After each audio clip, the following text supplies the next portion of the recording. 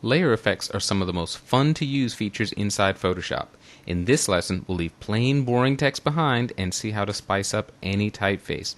Let's get started, as always, in our Chapter 7 folder, and let's open the file Type 1. Now, if you get a warning message when you open this file asking you to update layers, you can simply hit the Update button.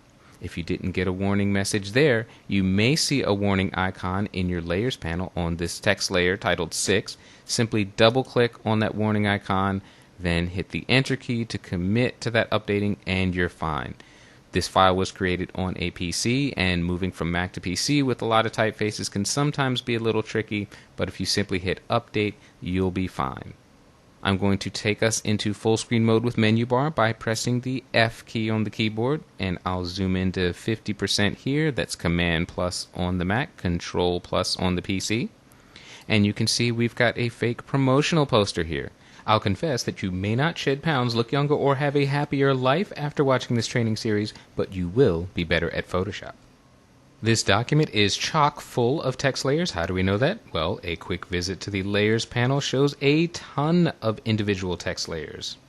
And what can we do with them? Well, before we add layer effects, what I'd like to do is add some color to these fonts. That will give us many more options when we apply layer effects. And here's how I'm going to do it. I'm going to click on the very top text layer, and then shift-click on this third layer so that all three layers are highlighted and selected. That means that any change I make to one text layer will automatically be applied to the other. So I'm going to now open my character panel. If your character panel is not here in the dock from previous lessons, simply go to the window menu and select character. What I'd like to do is change the color. I'm going to simply click in this color swatch box. Here's my color picker, and I'm going to type in new RGB values. I want a dark gray instead of black, so I'm going to type 80 for the red, hit the tab key, 80 for green, tab again, and 80 for blue. Hit the return key to invoke the OK button, and now our top three layers of type are dark gray instead of black. Now let's do something about this shed pounds type. I'm simply going to click to highlight it in the Layers panel. Again, I'm going to go and click in this color box, but now we're going to do something very cool. For design consistency, I'd like for the headline type to take on a color that already exists in the image. So if I move my mouse over the image area, notice that as it hovers over this sleeve, the icon turns into an eyedropper, and if I simply click, this color from the shirt is applied to the text. I'll hit OK. Let's go down to Look Younger. I'll click on that layer to activate it. Again, click in the color swatch box, and this time I'm going to pick a blue from the shirt, a lighter tone of blue right about there. Looks pretty good. I'll simply hit OK. And Be Happier, we can't leave that alone. I'll click to select it in the Layers panel. This time I'm going to select a much brighter color. In fact, I'll pick up the white from this t-shirt. Notice that it's not a completely neutral white. It's got a hint of blue in it, but that's going to add a nice subtle touch to this design. I'll hit OK. Now we have some color to work with. The very first layer effect we're going to use is the most common, and that is a drop shadow. So let's go and click on the Adobe Photoshop CS5 Extended. That type is very big there, and it will be easy to see these results on screen. I'm going to zoom in at 100% view. That's Command 1 on the Mac, Control 1 on the PC. And I'm pressing the space bar to temporarily invoke the hand tool so that I can move this text to an area where you can see it. I'll close this character panel.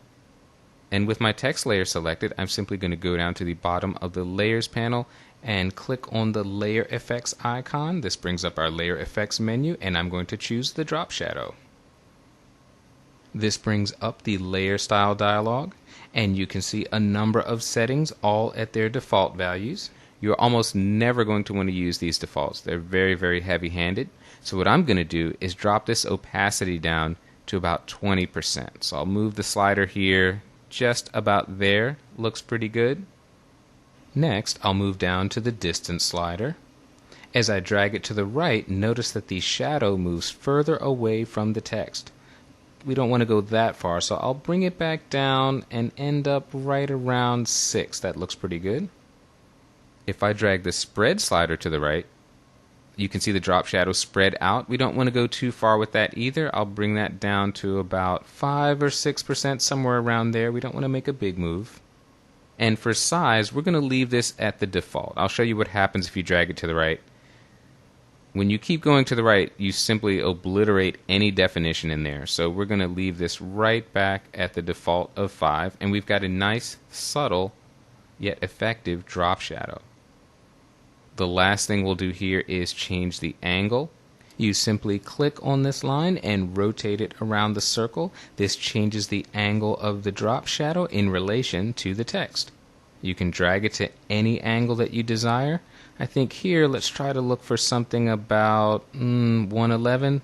Maybe let's boost it up just a bit, right about in the 170 range, 173. That looks great. And I'll simply hit OK. We have a nice, believable drop shadow. Now we have the total training line above this and the with host Amadou Diallo text line. If we want to apply this drop shadow to these other lines of text, instead of clicking on drop shadow and going back into the menu and remembering our settings and reapplying them, watch what we can do. I'm going to hold down the Option key on the Mac, Alt key on the PC, click on the word effects, and I'm going to simply drag this up onto the top layer. Now that drop shadow has been copied from our second text layer up to the first one. I can do the same thing, Option key on the Mac, Alt key on the PC, and drag this down to the with host Amadou Diallo layer. So now all 3 layers have the exact same settings for our drop shadow. That's a huge time saver. We don't have to start from scratch each and every time we work. I will show you an alternative way to be equally as efficient. If I double click on the word drop shadow, it'll bring back my dialog box, and at the very bottom, if you find yourself working with these same layer style values over and over, you can simply press this Make Default button, and every time you create a new drop shadow, it will start with these settings as opposed to the factory defaults. If you later change your mind and want to go back to those factory defaults, simply press the Reset to Default button. I'll press Cancel here because we didn't actually make either of those changes. Now that drop shadows are out of the way, I'm going to take you through some other layer effects that are very, very cool. You'll see in a moment that there are a lot of layer effects to choose from. I'm not going to take you through each and every one, but I will show you the ones that are most effective when working with text. I'm going to scroll down in my Layers panel and let's select the Shed Pounds text layer.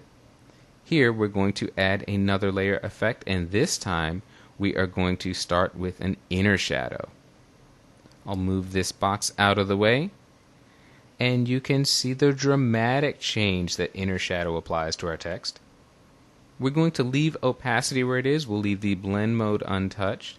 The distance, if I drag this to the right, you can see that it's actually moving that inner shadow away from our original text. We don't want to go too far with that. We'll leave it right here about 6 or 7. 7 doesn't look bad, so we'll leave it there. We have a choke slider. If I drag this to the right, it will add an almost beveled look. It restricts the original text color. We don't want to go too far with this either, so I'm going to back it off and leave it right about there at a value of 8. The size, as we did with the drop shadow, I'm going to leave that at its default. I will move the angle here a little bit. Maybe I'll come down just about there, for example. Just give it a nice bit of shading. Now in this text layer, I'm going to add a second layer effect. I'm going to click on Bevel and Emboss. I'd like to point out that 2 things happen when you click on the name of a layer effect. You get a check in the checkbox on the left. That means the effect is being applied, but you also have the settings for that layer effect show up directly to the right. What we're going to do is set Style, instead of Inner Bevel, we're going to set that to Emboss. We're going to change the depth here. I want to get a little bit more embossed look there. Look at that. Look at what happens if we go very far. I'm not going to take it that high, but somewhere around here looks pretty good. I'm going to leave the bulk of the settings here at their defaults, but I am going to go down under Shading, Highlight mode is set to screen. I'm going to set that to multiply. I want a dark edge around the outside of the text. There we go. I'm going to hit OK. And now, by just selecting a couple of options, we have a vastly different rendering of text. If you want to see the before and after, I can simply go here to Effects and toggle this eye icon on and off. Here is the plain text. Here is the text with our layer effects. Let's go down to this second headline type, Look Younger. What can we do with this? Well, first we'll select it in the Layers panel. And this time, we're going to take a look at Outer Glow. I'll slide the image over here to the left to get a better view of it. With Outer Glow, we're going to leave our blend mode at the default of screen. We'll leave opacity and noise at their defaults. Here I've got a nice sort of bright yellow color. If you have a different color here, I want you to click on this color swatch and simply type in these RGB values, 255 red, 255 green, and 190 for the blue, and then simply hit OK. Down here under Elements, I want you to make sure your technique is set to softer, and we're going to change the spread value here. As we drag to the right, we get more of a glow. It spreads out further, and we want to go pretty far with this. We want to make this change very obvious. 43% looks pretty good. And now we're going to look at yet another amazing layer effect, the gradient overlay. Again, I mentioned that if I click on the text gradient overlay, I see my options. If I wanted to add it without seeing the options, I would simply click this checkbox. But let's click on the text gradient overlay so that we can manipulate this default setting. I'm going to change the blend mode here. Instead of normal, I'm going to set it to screen. That's going to be a nice blend between our original text color, which was the blue that we pulled into the shirt. We have a nice gradient here, but this is a linear gradient. We are going to click on Style and change that to Reflected, and watch what happens. Right now, the gradient is light at the top and dark at the bottom, but if I change it to Reflected, you can see this gives us a mirrored effect. The gradient is now starting at the top and the bottom of the text.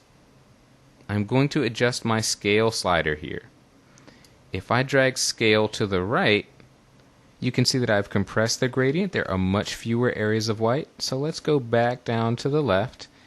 Right about there looks pretty good. And you can see that I've expanded the highlights. Gives me a much more dramatic effect. And I'm going to hit OK.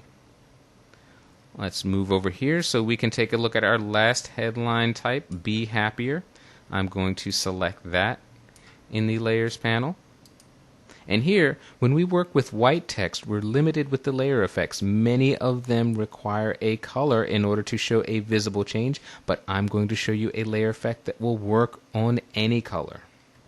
This time, under Effects, I'm going to choose Stroke. Let's move things around a bit so we can see our text. There we go. What I'm going to do here is change the size of the stroke. That's a little bit heavy. I'm just going to come down 1 point to 2. So I'll type a 2 in there instead of a 3. That way we still have a little bit of air between the letters. For position, this stroke is on the outside of the typeface. I could set it inside. That would, in a sense, cut the typeface. I could set it to the center and split the difference. I'll leave this to outside. One last thing I'll do here is move down in the Fill Type box. I'll leave it set to color, but I want to change the color of that stroke, so I'm going to click in the color swatch box. I'll move this box down out of the way. Our screen is getting very crowded. Notice that as I move the mouse over the image area, I have again an eyedropper, so I'm going to click here in the upper right on this shirt, and now I have a blue stroke color. I'll hit OK to accept that color, and I'll hit OK to get out of the layer style dialog. And let's do a fit view to screen. That's Command 0 on the Mac, Control 0 on the PC. And let's take a look at how far we've come. I'll drag this over to the left. And let's go to our History panel. Here is the image that we started with, plain boring text. And here's where we ended up with layer effects plus a bit of color. We've only begun to scratch the surface of what's possible using layer effects, and now that this lesson is over, I'd like for you to keep this image on screen and experiment. Go through the layer effects options, try different settings, see what you can come up with all on your own.